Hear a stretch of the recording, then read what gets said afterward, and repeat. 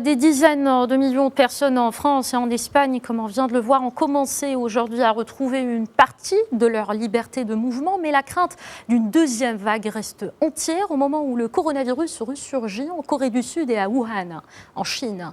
Benoît Pellistrandi, universitaire spécialiste de l'Espagne au micro de Médien, je vous propose d'écouter.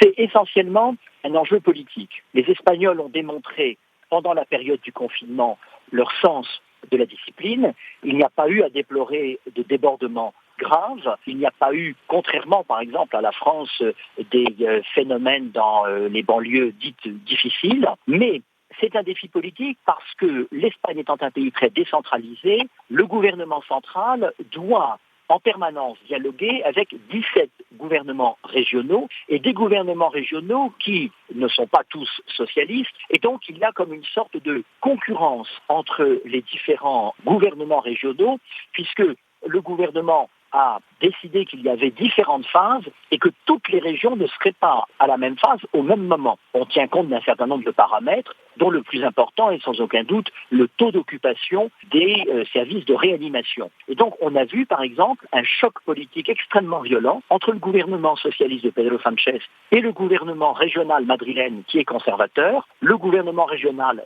voulait déconfiner et passer à la phase 1, qui est la deuxième phase de déconfinement, et le gouvernement central l'en a empêché.